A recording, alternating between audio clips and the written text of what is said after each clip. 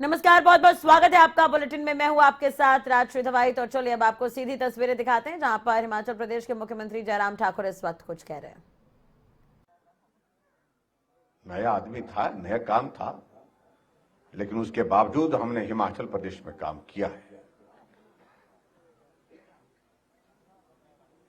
हमने कहा किसी तरह से इस तरह का हमने कभी कोई विषय नहीं रखा कि हमको किस नाम से जाना जाए। हमने तो एक काम किया कि हिमाचल प्रदेश में हम ज्यादा से ज्यादा काम कैसे कर सकते हैं। 75 साल के कार्यकाल जब से हिमाचल बना है, 7.5 लाख नल के घरों में लगे थे। हमने 3 सालों में 8,65,000 नल के घरों में लगे।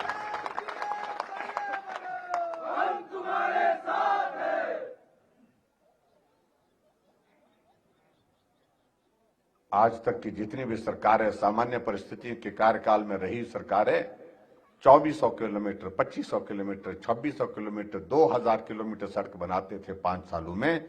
हमने कोविड के बावजूद भी हिमाचल में 5000 किलोमीटर सड़क बना करके हिमाचल प्रदेश में दी, जो आज तक के इतिहास में 75 वर्षों में एक इतिहास है। सबसे ज्यादा सड़कों की लंबाई अगर किसी कार्यकाल में बनी है तो वर्तमान कार्यकाल में बनी।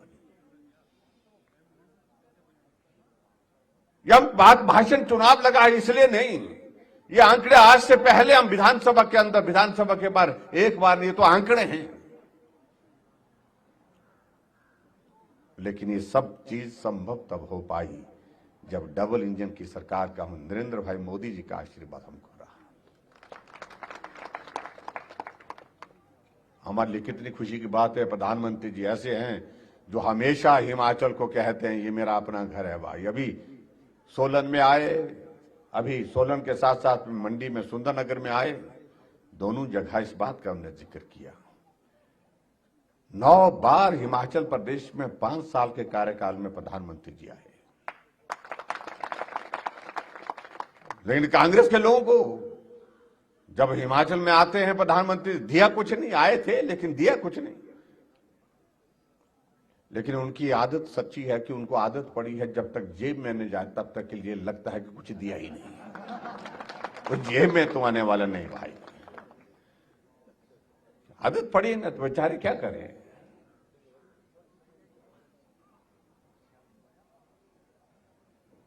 और अभी जहां प्रधानमंत्री जी ने जिक्र किया, कितनी सहजता से उन्होंने कहा ये मेरा हिमाचल, ये मेरा अपना हिमाचल, मुझे अपने साथ चाहिए, अपने करीब चाहिए, साथ चलता। जय श्री राम, जय श्री राम। और मैं इस बात को भी महसूस करता हूं, अगर सामान्य परिस्थिति का यह कार्यकाल रहा होता तो काम और ज्यादा होता।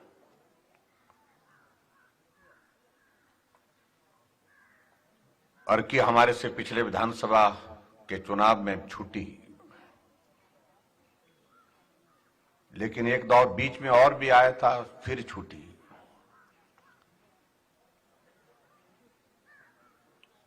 और जिस छूटने का हमें सचमुच में दुख भी है, उसकी पीड़ा भी है। लोकतांत्रिक व्यवस्थाओं के मैं सम्मान करता हूं, मुझे उसमें कोई टिप्पणी नहीं करनी आप लोगों के ऊपर।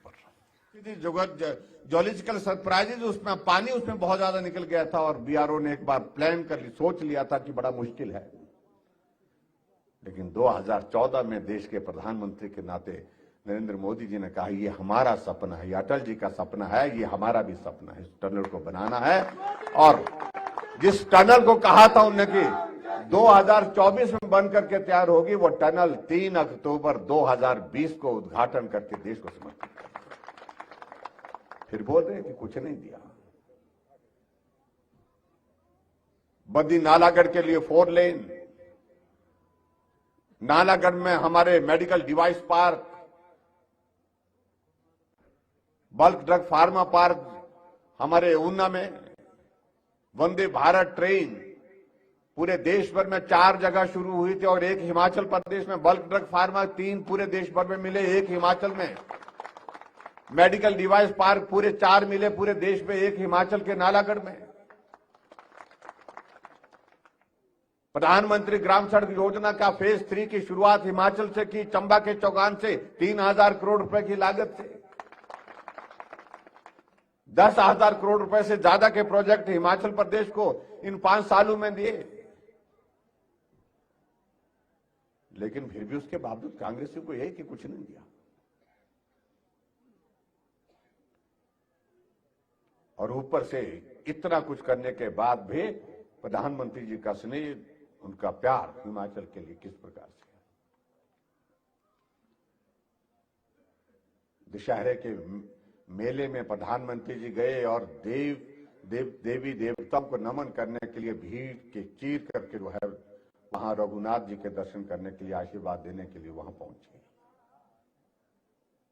कभी नहीं किसी प्रधानमंत्री ने ऐसा किया।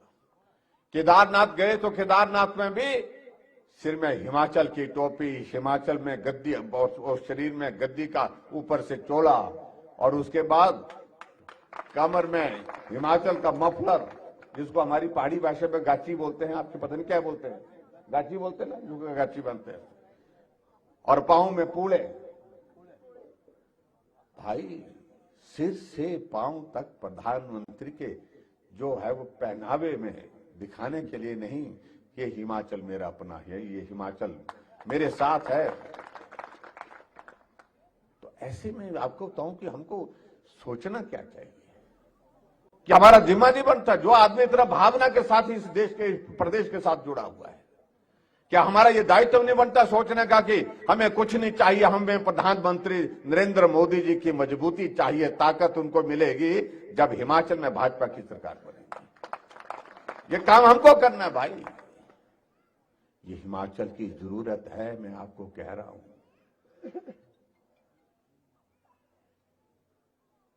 इसलिए इस जरूरत को पूरा करना हम सब लोगों का कर्तव्य है। हम इस बात को तय कर लें कि हिमाचल नरेंद्र मोदी जी का अपना घर, ये ताकत उनको मिलनी चाहिए। ये घर उनका है तो ये घर चट्टान की तरह उनके साथ खड़ा होना चाहिए। और दूसरी बात ये भी आपको बता रहा हूं, पूरे देश में बन गई है, एक बात बन गई, जहां भाजपा की सरकारें नहीं बनती वहां भाजपा की सरकारें बन गई। जहां भाजपा की सरकारें बन करके 5 वर्ष चलती थी, वहां वो अगले कार्यकाल के लिए प्रवेश कर गई, नया कार्यकाल शुरू हो गया, फिर सरकारें बन गई। तो इसलिए मेरा आप सबसे निवेदन है, जब पूरे देश में रिवाज बदल गया तो हमको भी ये 5-5 साल वाला रिवाज बदलना चाहिए। मैं मानता हूं कठिन काम है, लेकिन कठिन काम की शुरुआत कभी होनी चाहिए, और तभी संभव होगा जब हम आगे कदम बढ़ाएंगे। आज तक हिमाचल प्रदेश में यही होता था, चुनाव के दिनों में यही होता था, हम बोलते थे हमारी सरकार बनेगी, कांग्रेस वाले बोलते थे हमारी सरकार बनेगी, लेकिन हमने कहा अब की बार हट करके बात करेंगे।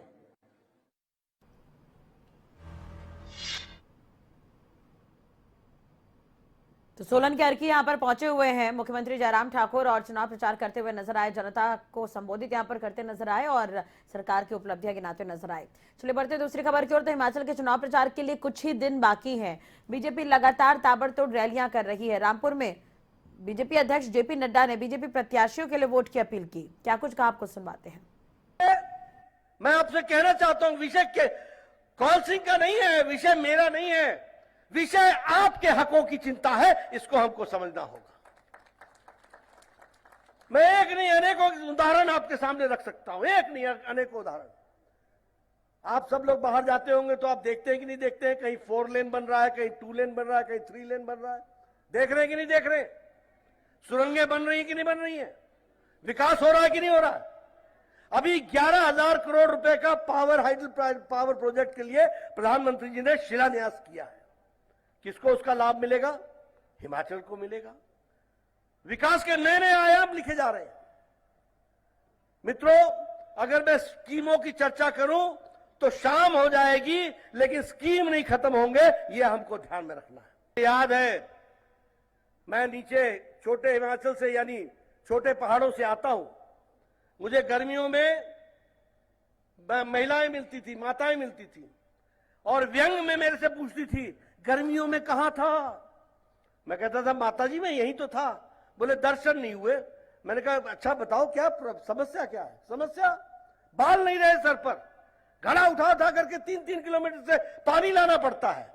आजकल आप बताइए, हर घर जल हो रहा है कि नहीं हो रहा है? हो रहा है कि नहीं हो रहा है? ये मोदी जी का संकल्प है कि कोई भी स्वच्छ पीने के पानी से वंचित नहीं रहेगा, इसको उन्होंने कहा है। आप बताइए, ये किसके हक की लड़ाई है? मित्रों, चुनाव के बहुत मुद्दे हैं। मैं देश से शुरू करूं तो हम सबको ध्यान में आता है कि लंबे समय तक कांग्रेस के लोगों ने प्रधानमंत्री के पद पर बैठकर इस देश पर राज किया, लेकिन देश को कोई दुनिया में पहचान नहीं बना पाए। लेकिन प्रधानमंत्री मोदी जी ने पिछले 8 साल में भारत को दुनिया के नक्शे पर खड़ा कर दिया है और आगे बढ़ा दिया है। इसको हमको समझना होगा।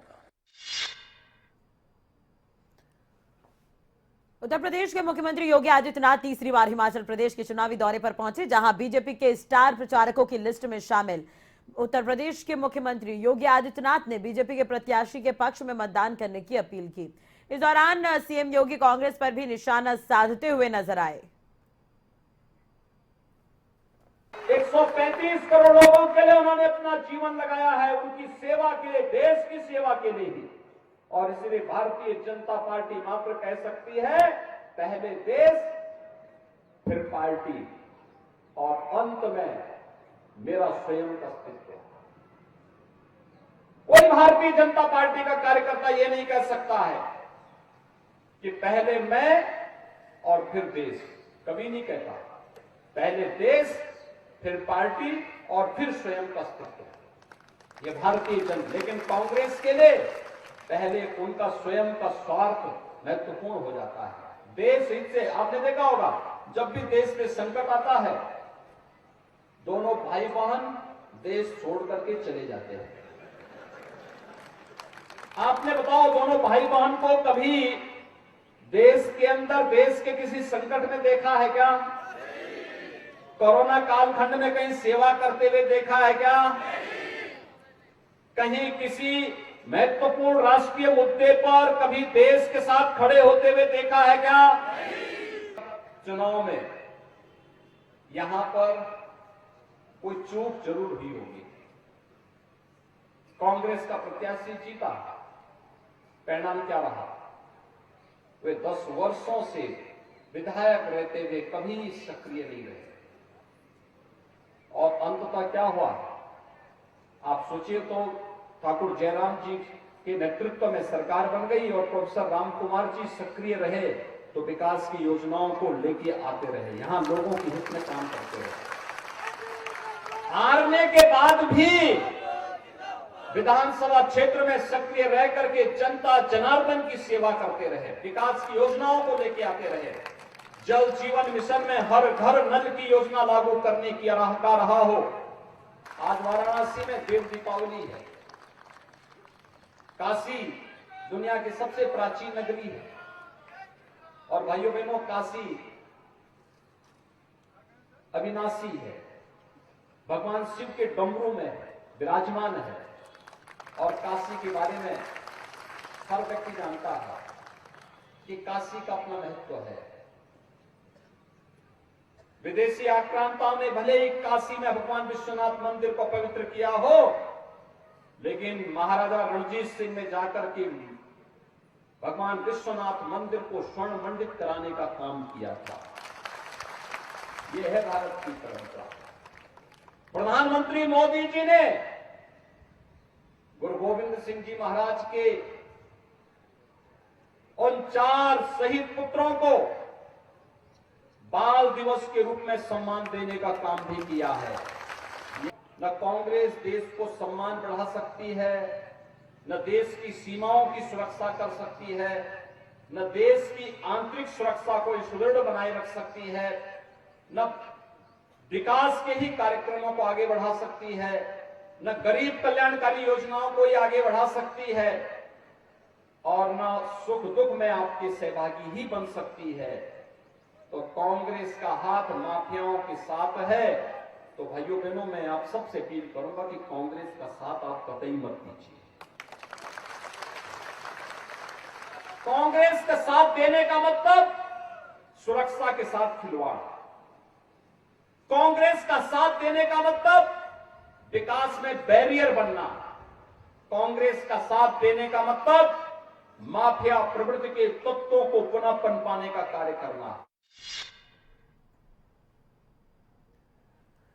इधर कांगड़ा में रक्षा मंत्री राजनाथ सिंह ने जनसभा को संबोधित किया। लगातार वो जनता को संबोधित करते हुए कांग्रेस पर हमलावर नजर आए। कांग्रेस पर हमला बोलते हुए राजनाथ सिंह ने कहा कि कांग्रेस डूबता हुआ जहाज है। यूनिफॉर्म सिविल कोड, समान नागरिक संहिता लागू करने की बात लोग कहते हैं। हम ओथ हासिल करने के लिए समान नागरिक संहिता की बात कर रहे हैं। समाज को बांटकर, समाज को तोड़कर हम सरकार नहीं बनाना चाहेंगे मेरे बहनों भाइयों। हम समाज, ये हम सरकार बनाना चाहें, समाज को जोड़कर हम बनाना चाहेंगे। समान नागरिक संहिता लागू करने के कारण समाज टूटेगा नहीं, समाज मजबूत होगा। गोवा में पहले से समान नागरिक संहिता लागू है, कहां गोवा टूट गया? वहां तो बड़ी संख्या में क्रिश्चियन हैं, मुस्लिम्स भी हैं, हर कौम के लोग हैं, यहूदी भी हैं, कहां टूट गया? मैं कांग्रेस के दोस्तों से कहना चाहता हूं, कृपया जनता की आंखों में धूल झोंक कर समर्थन हासिल करने की कोशिश मत करो। राजनीति सच बोलकर ही की जा सकती है। राजनीति, सार्थक राजनीति केवल सच बोलकर की जा सकती है। यह राजनीति, यह शब्द बहुत ही पवित्र है। राज और नीति, यह दो शब्दों को मिलाकर बना हुआ है। और यह नीति संस्कृत के नए धातु से बना हुआ है, जिसका अर्थ होता है ले जाना, किस ओर ले जाना, सन्मार्ग की ओर ले जाना। ऐसी राज व्यवस्था जो समाज को सन्मार्ग की ओर ले जाने का काम करे, उसे ही हम राजनीति कहते हैं। लेकिन दोस्तों, कांग्रेस के संबंध में जरूर मैं कहना चाहूंगा, कांग्रेस अब एक ऐसा जहाज है जिसका तेल अब खत्म हो चुका है। अब कोई पायलट आ जाए, उड़ान भरना तो दूर, रनवे पर भी यह वह नहीं दौड़ पाएगा। कांग्रेस एक ऐसा डूबता हुआ जहाज, तेल खत्म है,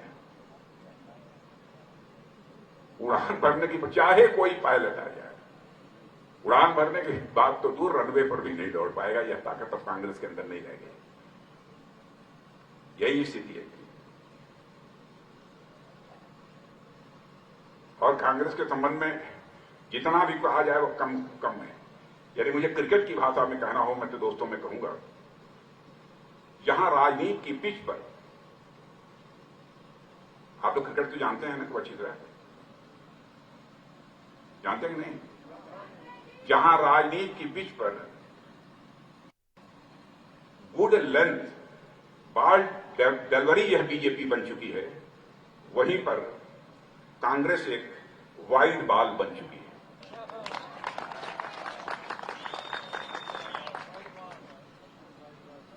अब जहां तक आपका प्रश्न है, आप तो आप है, इसकी हैसियत तक 9 बॉल से अधिक की नहीं है। इसलिए मैं आप सभी लोगों से अपील करने आया हूं कि आप सभी का समर्थन प्राप्त होना चाहिए। इधर कांग्रेस महासचिव प्रियंका गांधी हिमाचल के दौरे पर है। लगातार जनसभा को संबोधित करते हुए वो कांग्रेस प्रत्याशियों के लिए वोट की अपील कर रही हैं। ऊना में जनता को संबोधित करते हुए प्रियंका ने बीजेपी को आड़े हाथ लेते हुए विकास के मुद्दों पर घेरा। बीजेपी, भाजपा आपके प्रदेश में 5 साल से राज कर रही है। इनके नेता आते हैं, कहते हैं फिर से वोट दीजिए, डबल इंजन की सरकार चलेगी। कहते हैं कि नहीं कहते हैं? बताइए। तो कभी आपने सोचा है कि अभी कह रहे हैं डबल इंजन की सरकार, पिछले 5 सालों में कहां थी? पिछले 5 सालों में क्या नहीं थी डबल इंजन की सरकार? थी ना। क्या हुआ? तेल भरना भूल गए शायद। इंजन में तेल नहीं गया, क्योंकि देश का सारा तेल बड़े दे रहा है। पहचानिए इस सच्चाई को। आप अपने बच्चों की परवरिश क्यों करते हैं? प्रेम से उनकी देखभाल करते हैं, उनको शिक्षित करते हैं। क्यों? ताकि उनका भविष्य बने, बड़े होकर वो आत्मनिर्भर हो, आपका भी देखभाल करें। इसीलिए ना, तो सरकार का क्या कर्तव्य बनता है आपके प्रति कि आपके जो बच्चे हैं, जिनकी आपने परवरिश की है, जिनको पढ़ाया लिखाया है, उनको आगे बढ़ाएं, उनका भविष्य बनाएं। लेकिन ये भाजपा की सरकार जो 5 सालों के लिए यहां चल रही है, केंद्र में भी है, तमाम साधन है इनके पास, लेकिन इनके राज्य में 63,000 पद खाली हैं, 63,000 रोजगार नौकरियां खाली हैं। यहां इसी सभा में हजारों युवा मुझे दिख रहे हैं जिनको रोजगार नहीं मिला। क्यों नहीं दिया आपको? खाली क्यों रखे हैं ये पद? जब कांग्रेस कहती है कि पहली मंत्रिमंडल की मीटिंग में ही हम 1 लाख रोजगार देने के लिए हम निर्णय लेंगे, तो इनके नेता क्या कहते हैं? कहते हैं कि ये हो ही नहीं सकता, हो ही नहीं सकता। अच्छा, तो फिर छत्तीसगढ़ में कांग्रेस की सरकार ने कैसे कर डाला? आज छत्तीसगढ़ में सबसे कम बेरोजगारी की दर है। कैसे? क्योंकि हमारी सरकार ने 5 लाख रोजगार दिए 3 सालों में। भाजपा के नेताओं को देखिए, यहां इस धरती पर आकर क्या कहते हैं? झूठे वादे करते हैं और आपसे कहते हैं कि दवाई बार बार बदलने से बीमारी नहीं छूटती। कौन बीमार है भाई? बीमार हो? क्या हिमाचल प्रदेश बीमार है? क्या हिमाचल प्रदेश की जनता बीमार है?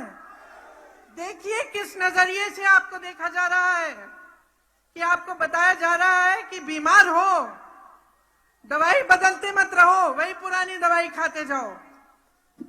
ये बताया जा रहा है आपको, समझ लो, गुमराह किया जा रहा है। आज हिमाचल प्रदेश घाटे में है, 70,000 करोड़ का कर्ज है।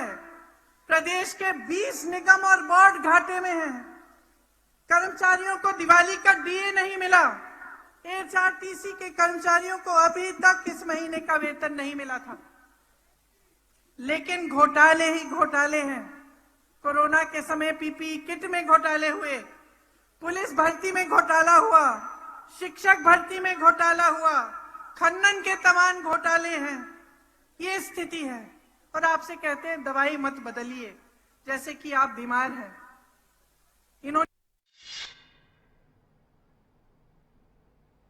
मंडी से अहम खबर, कांग्रेस पर जमकर बरसे सीएम जयराम ठाकुर। राहुल के भाषण में कांग्रेसियों की बढ़ जाती है धड़कनें। जयराम ठाकुर का यह कहना था, उन्होंने ये कहा कि राहुल को ये नहीं पता आटा कैसे मिलता है। तमाम मुद्दों पर राहुल गांधी पर निशाना साधते हुए नजर आए मुख्यमंत्री। कि हिमाचल में हमने 5 साल के इस कार्यकाल में हमने गरीब के करीब रह करके काम किया है।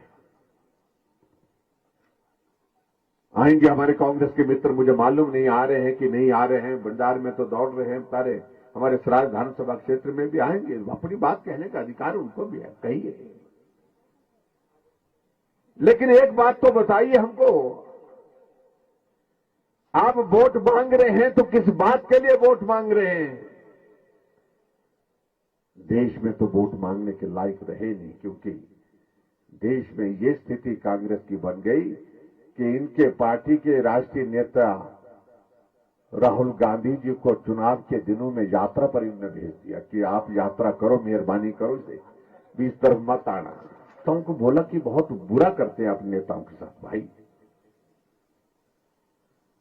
बोलते ऐसा यार क्या करें, बोलते ये राहुल जी आ जाते हैं, मालूम नहीं क्या बोल के जाते हैं, बोलते मालूम नहीं पड़ता है।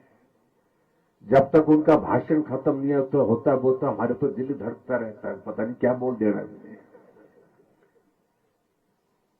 अभी दिल्ली में रैली थी, कि इनकी महंगाई पर एक रैली थी। राहुल गांधी जी भाषण देने के लिए खड़े हुए और भाषण देने लगे, महंगाई इतनी बढ़ गई, आटा 40 रुपए लीटर हो गया बोलते हैं।